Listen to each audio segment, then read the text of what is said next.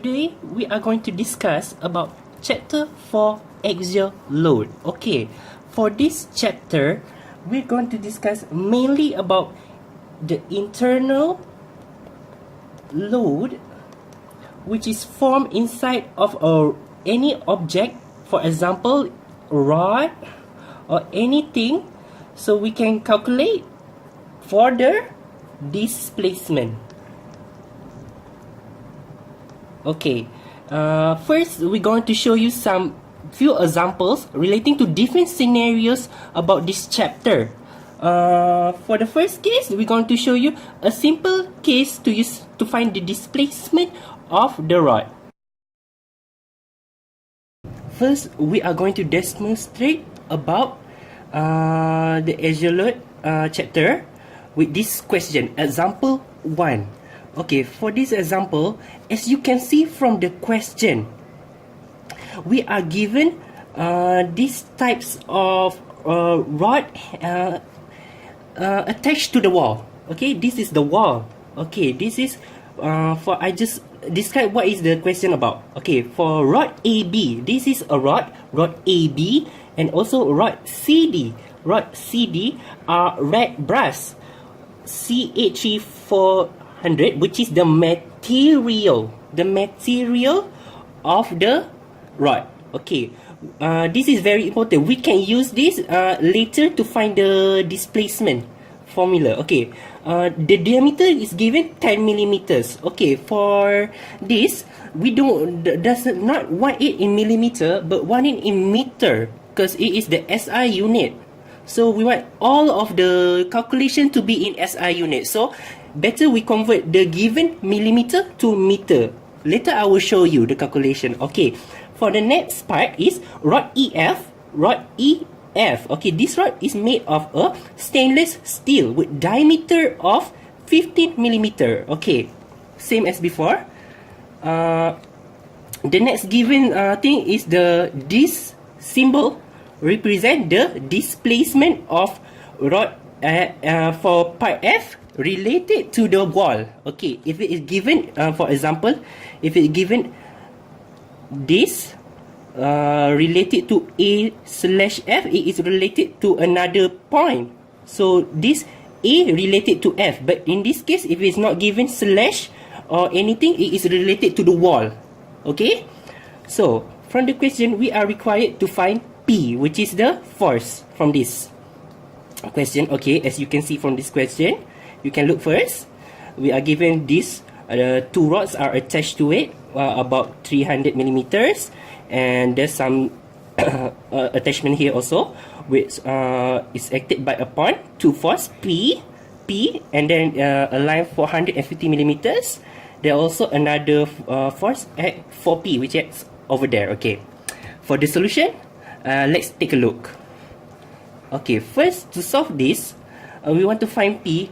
We have to draw the FBD, okay, the free body diagram for the question. Okay, show you. First step, for the FBD, I think if you draw the FBD, you have to find this part of the reaction, but I think it's not required because you can easily find the internal loading without finding this part. You just can take this side of the part. For you have two choices. You can either take this side or this side of the part of the rod, but I just required to say this side of the rod, so you don't need to find the reaction at this point.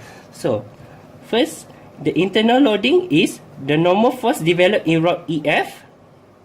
We first choose this part, rod EF, which is this part. We draw it first, and then you cut it like this half, you cut it, then you do the equilibrium equation.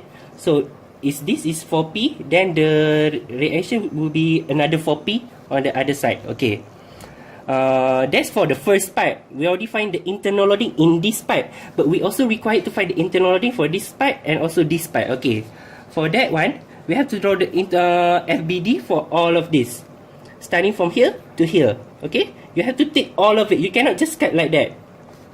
For this part, draw it 4P, P, then you don't know. Let's say you don't know what the reaction is. Draw an equilibrium equation to find the force here.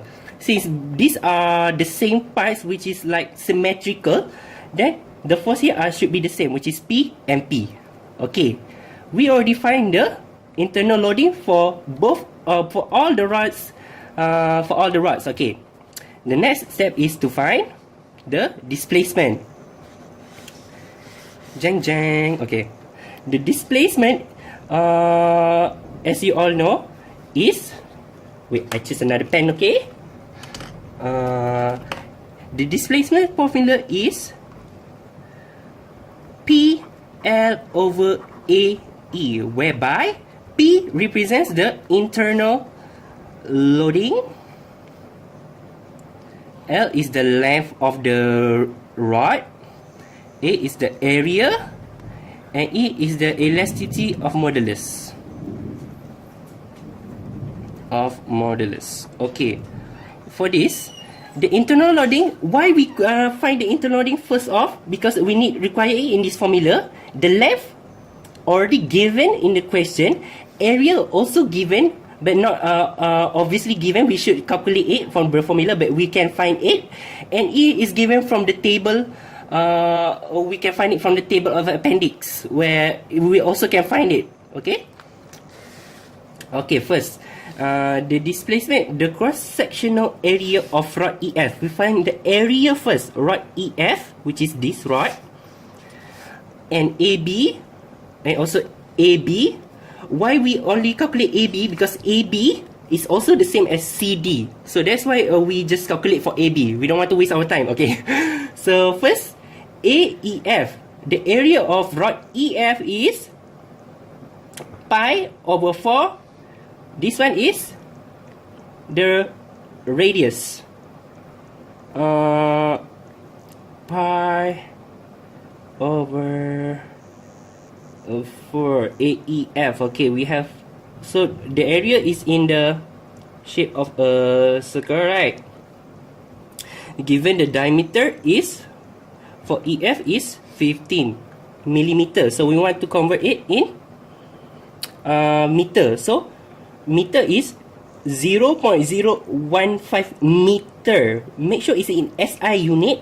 So this is the diameter. So for the diameter, the formula is pi over 4 r square. Sorry, my bad. D square. Okay, we put in the formula, and we find this is the area of rod EF. Okay, we have the area for rod EF, the internal loading. Okay, good. Next is for the area of AB. The area of AB is also the formula I show, pi over 4 D square, which is, we have this one. Again, make sure it's in SI unit. For this one, it is given 10 millimeters, so you have to convert it in meters. Okay, next step, it is given that the displacement of F is 0.45 millimeters. So use it in apply it in the formula of this. Okay, for you want to know why do we have to use the summation sign? Because in this case we have different types of rod. You cannot simply choose the whole length, because this is different. So if you want to use a whole length, you have to make sure that the material is the same first, and also the diameter is the same. Okay, that's why we have to calculate for this part, number 1, the displacement, and then also for this part, displacement. Then we have the total. Okay, here given displacement of F is equal to summation of the displacement, which is PL over AE. Okay, here, as I said before, we have two, PEF, LEF, AEF is steel, because it's made of steel for the first part. Okay, then we have the second part, which is this one. As you wonder, why we only calculate this one, not the other one? Because the displacement have the same displacement. So if they are related, so not this one, if it is displaced, the other doesn't mean that the other is also displaced. You understand or not? Okay, let me tell you again. You have to take a look that these two is the same material and area. Then it will displace the same. So it is related, it is together, it is the same material, it will move the same. That's why we have only one, and this one is the other one. Okay, as you said before, just put in back. Displacement of F is 0.45. Okay, for PEF we have the PEF P, which is the internal loading, is 4P. So for P, the LEF, length of rod EF is length of rod EF is 450. Okay, so we put it. Next is the area of EF. Area is, as we already calculated before, we already have it. And then elasticity or modulus, we calculate from, we look from the appendix, and we have this value 193 10 power of 9. Okay, next part is internal loading of PAB, which is, we already calculate AP. Then left is 200, 300, my bad, 300. This one is the area, we already calculated, we have this one. And then we are for the E, we already have this one from the appendix. Okay, then we just calculate and we have the answer for the P. You can just do normal addition and then multiplication and division to find the value of P. Okay, that's all for example 1. Then we're going to continue with example 2, which we will discuss about displacement due to statically indeterminate axially loaded member. What does that mean? Statically indeterminate means when you do the equilibrium equation and you want to solve for the unknown in the equation, but you cannot solve it. You have too many unknowns to solve. So we will demonstrate this kind of case. Okay, for our question, we have rod AB and CD with a red breast C83400. Red breast, which is the material.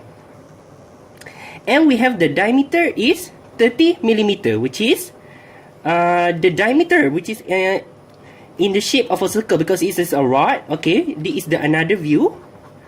This is the diameter. Okay, make sure the unit is in SI unit. So the diameter is 0.03 meter. Okay, that's for rod AB and CD. Next is rod EF. Rod EF is made of stainless steel 304 steel alloy, which is the material. And then the diameter is 40 millimeter. Okay, same as before, make sure it's in meter. So 0.04 meter. Okay, the question asks to determine the average normal strain in rod AB, CD, and EF. Okay, first step is to draw the free body diagram. In this case, jeng, we have this. Okay, first we need to determine the force acted on the wall, but as we all know, okay, for the free body diagram, here is the free body diagram. As you can see, this should be the force of A. This should be the force of CD. Okay, my bad, this is AB, and this is CD, and this is EF. Okay, why do we use F for both force AB and FCD?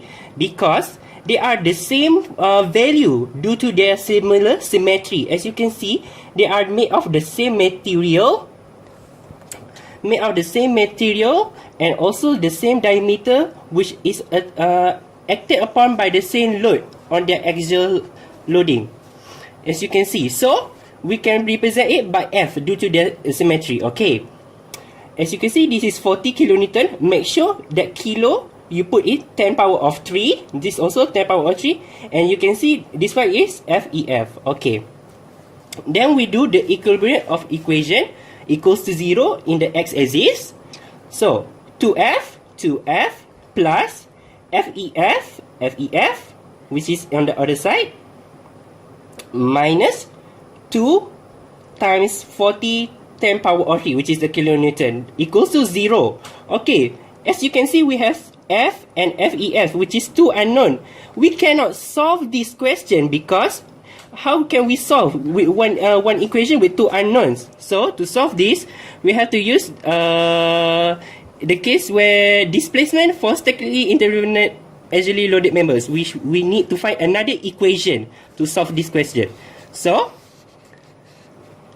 here we have compatibility equation using the method of superposition. Okay, the compatibility equation is this one,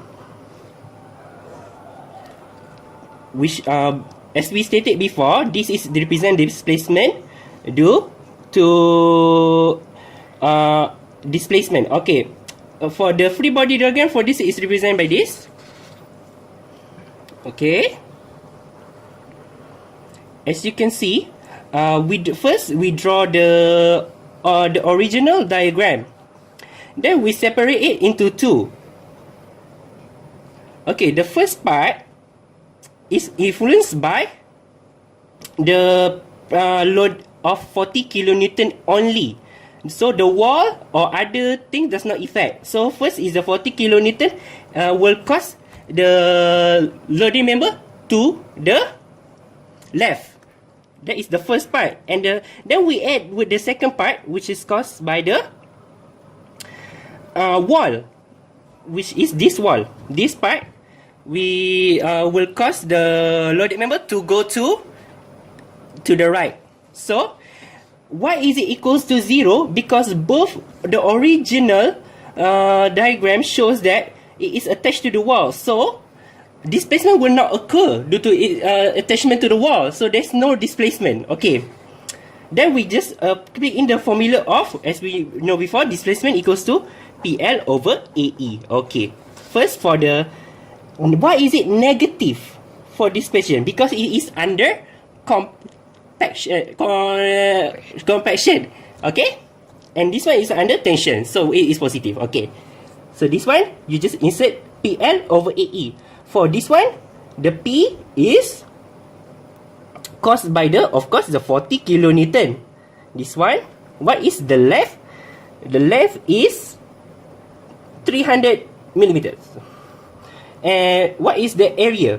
The area, of course, as before, pi over 4 d square. So we have this one, and the E is obtained from the appendix of the book. So we have this one, 101, 10 power of 9. This one is for the compaction due to P. But what for the displacement due to EF, we have this one. Okay, for this one, we just put it as usual using the formula. The P is the internal force, FEF, with the length of 450 millimeters, which is we cut this one first. Then area pi over 4 d square times E, which we have this one, plus FEF over 2 300 pi over 4, which is the area, and this is the E we obtain. Okay, as you wondering for this one, FEF we obtain from the free body diagram, or this one, which is at F. Then we just cut it from the extra part. So we have the force is FEF, which is the opposite. So for this one, what is FEF over 2? Because we take this one, which is also the shape, and we cut it. So this is FEF, this is F unknown. So it's all the same. So we got FEF over 2 because it represents one of them. Okay, then we just solve it using algebraic addition and subtraction and multiplication. We have FEF equals to this one. Okay, then we have, this is the second equation. Substitute the second equation from the first equation. So substituting this result into equation 1, we have F equals to this value. So now we have F and FEF. Okay, now we can find the what is wanted in the question. Determine the average normal stress for rod A, B, C, D, and EF. Okay, how to use this? Okay, the normal stress is formula is F over A.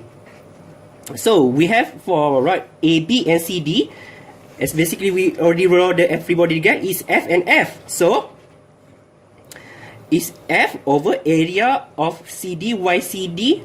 CD is also the same as AB, okay? So F equals to, we have the value from the calculation, divide by area also, then we get this value.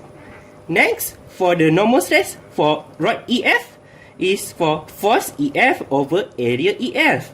Force EF, we also have calculated from the previous value. This one, insert here, area, as we all know, pi over 4, d square. Then we have this answer. Okay, that's all for example 2.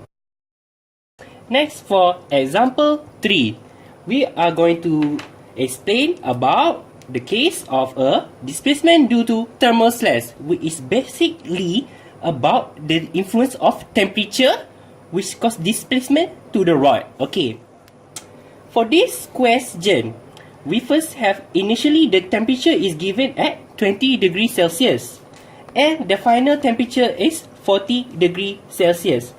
This temperature, the change in temperature will cause the rod to displace or the length to increase due to a higher temperature. Okay, due to the heat is higher, the length will increase. We will see later. Then the question has to determine the average normal stress of each material at T2, which at the final temperature, what is the average normal stress. Okay, we're going to look at the question first. The question consists of 3 rods connected to the walls, both connected to the walls. Okay, the first one is the first rod is made out of 214 T6 aluminium, okay, which has a diameter of 300 millimeters. Okay, make sure that the calculation is used in SI unit, which is in meter for all your calculation. Okay, the second material is made of C8C100 bronze, okay, with a diameter of 200 millimeters. Again, make sure the diameter is in millimeter also. Okay, the final and third rod is made out of 304 stainless steel with a diameter of 100 millimeter. Okay, again, make sure in meters. All the calculation make sure in SI unit. Okay, let's see our solution. The first step is to draw the free body diagram, FBD. Okay, the FBD is as shown below. First, at the wall, we have force FA acted here, and then the force B, FB, acted here. As you can see, if we do the equilibrium equation, due to the x-axis, which is summation of fx equals to 0, we have FA minus FB equals to 0. Then FA will equals to FB. Okay, since FA equals to FB, then we can assume that it is equals to an F due to their same value. This will be used for our next calculation for easy understanding. Okay, then we have to find the internal loading for each of the rod. Due to, we want to calculate for this formula, PL over AE. We want to find P first. Okay, for the first material, which is A, you can either choose to cut it from the right side or from the left side. Here, I will cut it from here, starting from here. So, starting from the wall here, I cut it here. Then the internal loading will equals to F. So, for this one, it equals to first material is F. Then the second material will also equals to F, which is, okay, then the third material will also equal F. All the materials have an internal loading of F, which is all negative due to compaction. Okay, as you can see, it is under compaction. Okay, next we have to do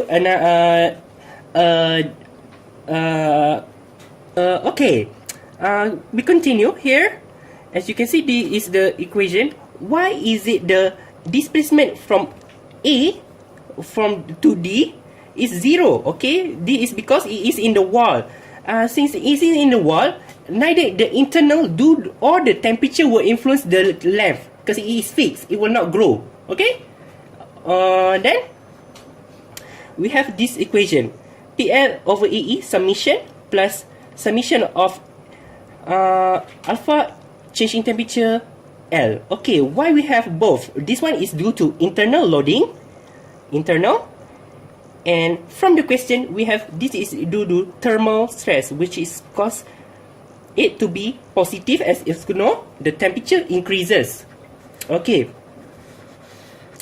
this is our next step. Just put in the value. Okay, why do we have three different value and not one? Because it is made of three different type of material. If you only have one type of material, you can use only one equation, or don't have to separate it to three. Since we have three different materials with three different diameters, we have to do it separately. Okay, for the first one is the first material. P is F, with internal loading, we have it before. Then the length is 1/2 meters.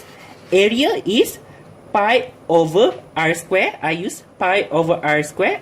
From it is given diameter 300 millimeters. So the radius I got is 0.15 meters. Okay, and the E I obtained from the appendix of the book is 73.1 10 power of 9. Okay, this is for the internal loading, and then this is for the thermal.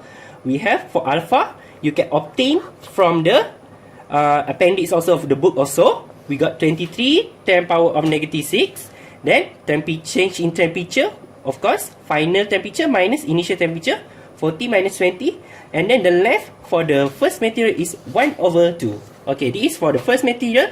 Then we will continue to the, oh, I forgot. Don't forget, this one is negative due to compaction. And then for the second material, we have, again, negative due to compaction. P, which is F, the internal loading, times the length, which is 2. Okay, for the area is pi r square. R is, of course, given the diameter 200 millimeters.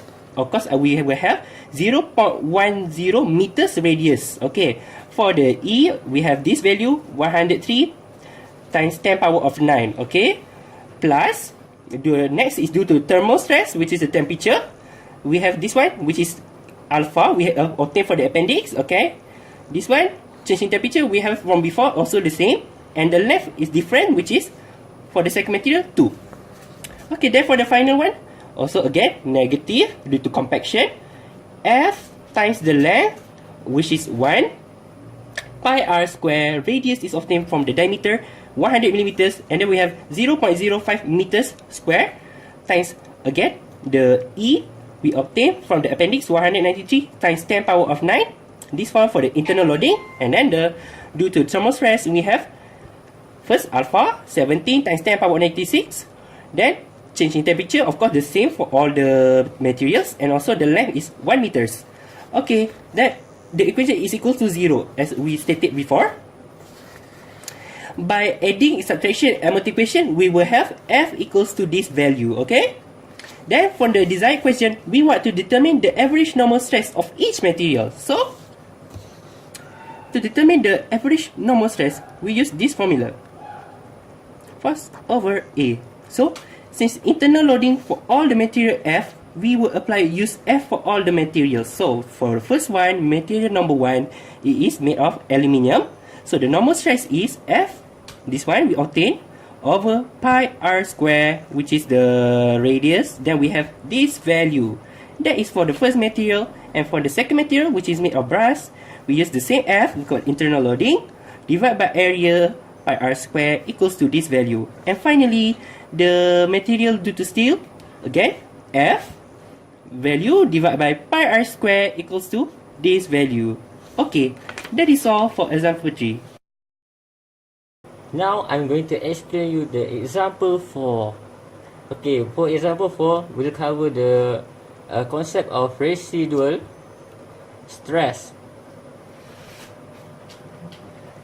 Okay, this is the problem. We have rod here with the external pin here, and the area of bar, the cross-sectional area, is 300 millimeter square. And the question is to determine the elongation of the bar given the graph. First step, we need to draw the FBD, free body diagram. to find the internal loading at segment BC and AB. Here is the segment BC. I'm going to show you. Plus with 25 kilonewton. At the right side, we need plus. And equal to 0. And we get the PBC, the internal PBC loading is negative 25, which is to the left side. Left side we got negative. And same goes to the internal loading at BA. We need to internal loading PBA plus with here we have 40 kilonewton and plus with 25 kilonewton. And we got PBA internal loading at segment BA is 65 kilonewton. And the next step, we need to calculate the average normal stress and strain at segment BC first. Okay, how to get a normal stress at BC, rod segment BC. Okay, the formula for normal stress is internal loading divided by the area of the rod. Here we have already calculated the 25 kilonewton for internal loading at segment BC. Here 25, and the area BC we have here given at the question, and we calculate and we get the stress, normal stress. And how to find the strain? Strain, we need to find it from the graph. We have 83 megapascal divided by the strain. It is in between here, line here, and equal to the 140, and the strain here is 0.01. We calculate and we get the strain at BC, segment BC. Pause lah kejap.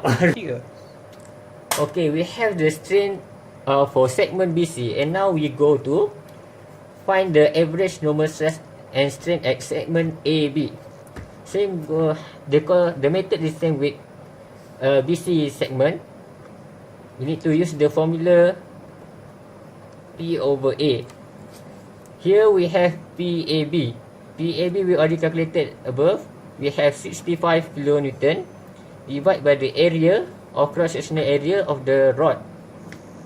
We have 300 times 10 to the power negative 6. We convert it in meter square. And we got the stress, normal stress.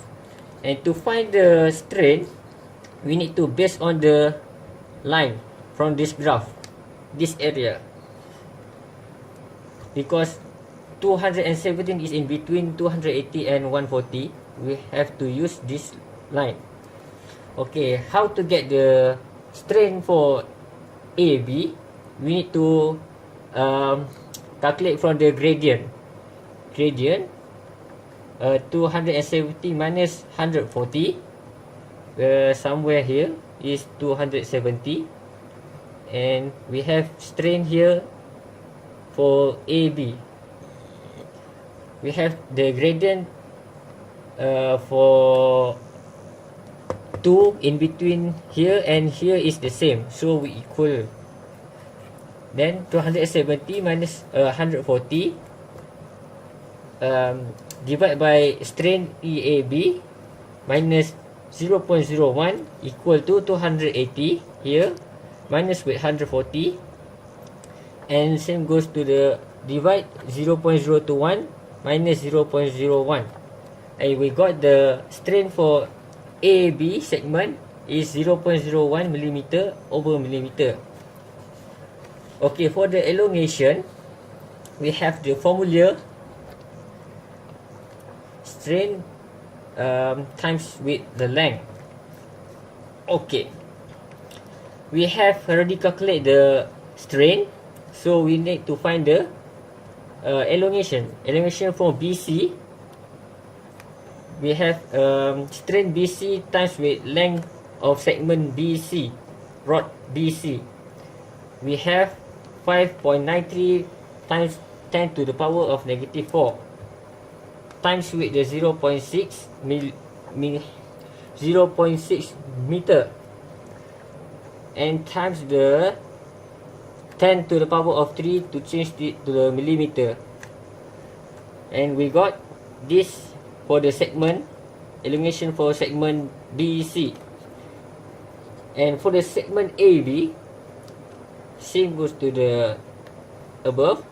We have AB 0.012 times with length AB 1.5 meter, change to millimeter, we need to times with 10 to the power of 3. We have 18 millimeter. And to get the total elongation for the rod ABC, we have to add plus with this elongation plus with this BC plus AB.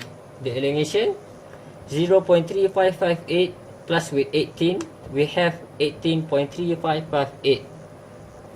And thus we have solved the question for this problem. Thank you.